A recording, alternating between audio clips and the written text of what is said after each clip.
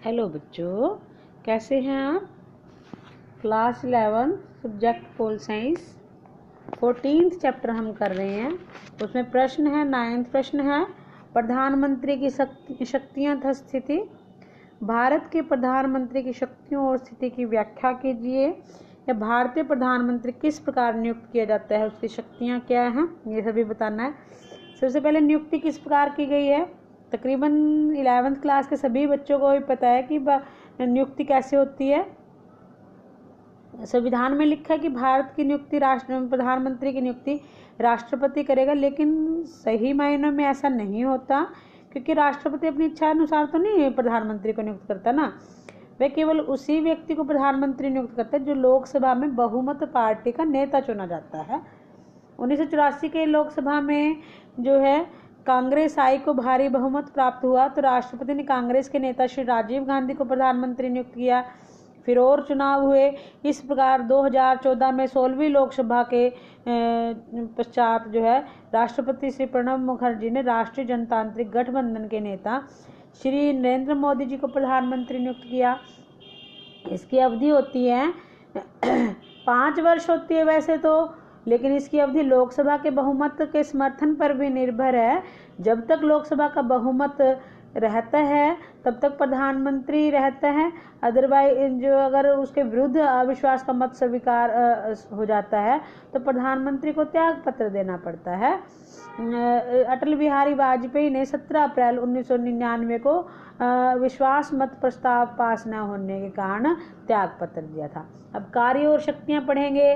सबसे पहले मंत्रिमंडल का नेता होता है। अभी आपने पिछले में पॉइंट्स में पढ़ा है कि मंत्रिमंडल को बनाने वाला और नष्ट करने वाला भी प्रधानमंत्री है, और जो वह ही अपने मंत्रिमंडल का निर्माण करता है। प्रधानमंत्री मंत्रिपरिषद का निर्माण करता है। राष्ट्रपति प्रधानमंत्री के परामर्श से अन्य मंत्रियों की नियुक्ति करता है। प्रधानमंत्री मंत्रियों के नाम पर राष्ट्रपति के समक्ष प्रस्तुत करता है। विभागों का विभाजन प्रधानमंत्री के द्वारा किया जाता है। पहले मंत्रिपरिषद का निर्माण करके फिर उन्हें विभागों का बंटवारा करता है। प्रधानमंत्री मंत्रिमंडल का सभापति भी होता है, बैठकों की अध्यक्षता करता है, कार्य सूची तैयार करता है। मंत्रियों को वह जो है अपने पद से जो है हटा भी सकता है कि मंत्री राष्ट्रपति की प्रसन्नता तक अपने पद पर ही, प्रधानमंत्री की प्रसन्नता तक अपने पद पर रह सकते हैं जब तक वह प्रधानमंत्री चाहे। यदि कोई मंत्री प्रधानमंत्री के अनुसार नहीं चलता तो वह त्याग पत्र न दे तो वह राष्ट्रपति की सलाह लेकर उसे पद से हटा सकता है। वह स्वयं अपना त्याग पत्र देकर समस्त मंत्रिमंडल को अपदस्थ भी कर सकता है। जैसे 20 अप्रैल 1998 को प्रधानमंत्री वाजपेयी ने त्याग पत्र देने से इनकार कर दिया, पर संचार मंत्री बूटा सिंह को बर्खास्त कर दिया। इस प्रकार प्रधानमंत्री को मंत्रियों को हटाने का पूरा अधिकार है। प्रधानमंत्री का समन्वयकारी रूप भी है।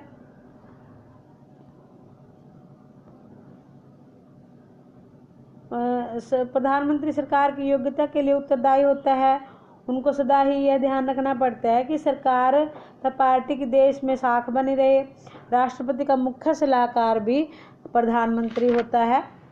राष्ट्रपति तथा मंत्रिमंडल में एक महत्वपूर्ण कड़ी का कार्य प्रधानमंत्री करता है। सरकार का मुखिया प्रधानमंत्री होता है। बजट इसकी देखभाल में तैयार होता है। राष्ट्रपति प्रधानमंत्री की सहमति के बिना न कोई नियुक्ति कर सकता है न कोई उपाधि देता है।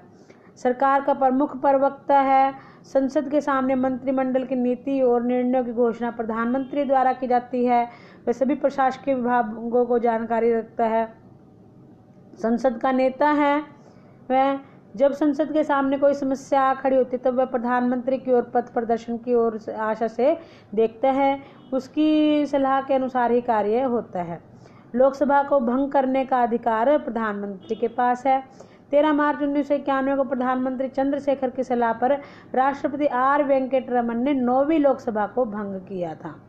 6 फरवरी 2004 को राष्ट्रपति ने 13वीं लोकसभा को मंत्रिमंडल की सलाह पर भंग किया था। राष्ट्र का नेता है प्रधानमंत्री। जनता बड़े ध्यान से उसके विचारों को सुनती है। प्रधानमंत्री जब भी किसी अंतर्राष्ट्रीय सम्मेलन में बोलता है तब समस्त राष्ट्र की तरफ से वह बोल रहा होता है। नियुक्तियां भी जो है जैसे कि राज्य के गवर्नर हैं, विदेशों में भेजे जाने वाले राजदूत हैं, ये सभी जो है राष्ट्रपति प्रधानमंत्री की सिफारिश पर ही करता है। गृह तथा विदेश की नीतियों का निर्माण भी प्रधानमंत्री ही करता है।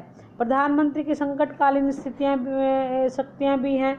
अनुच्छेद 352, 356 और 360 के अंतर्गत राष्ट्रपति को विभिन्न संकटकालीन शक्तियां प्रदान की गई हैं, परंतु इन शक्तियों का वास्तव में प्रयोग प्रधानमंत्री के द्वारा ही किया जाता है। यदि मंत्रिमंडल प्रधानमंत्री को संकटकालीन घोषणा करने के लिए लिखित सलाह दे। नेक्स्ट है प्रधानमंत्री की स्थिति फिर क्या है, तो आपने देख ही लिया है जो कि उसके पास कितनी शक्तियां हैं। ये उसके कार्यों से ही स्पष्ट हो जाता है कि हमारे संविधान में सबसे अधिक जो शक्तिशाली अधिकारी है राष्ट्रपति। संविधान द्वारा कार्यकारी शक्ति राष्ट्रपति को दी गई हैं, लेकिन इनका प्रयोग प्रधानमंत्री द्वारा ही किया जाता है। प्रधानमंत्री की अन्य वही स्थिति है जो सितारों में चंद्रमा की स्थिति होती है। प्रधानमंत्री तानाशाह नहीं बन सकता, क्योंकि इन शक्तियों के कारण तानाशाह कई बार लोगों का विचार होता है कि तानाशाह बन जाता है, लेकिन उसकी इन शक्तियों को दृष्टि में रखते हुए संविधान सभा में बोलते हुए ऐसा कहा गया कि प्रधानमंत्री की शक्तियों को देखकर मुझे डर लगता है कि चाहे तो किसी भी समय देश का तानाशाह बन सकता है, परंतु दूसरे और कुछ लोगों का विचार है कि प्रधानमंत्री इन शक्तियों के होते हुए भी तानाशाह नहीं बन सकता। उसके अनुसार प्रधानमंत्री को मंत्रिमंडल का निर्माण करते हुए कई बातों का ध्यान रखना पड़ता है। कई बार उसके अपने दल के ऐसे सदस्यों को भी मंत्रिमंडल में लेना पड़ता है जिसे वह न चाहता है, और अपनी इच्छा अनुसार उनका विभाग देने पड़ते हैं।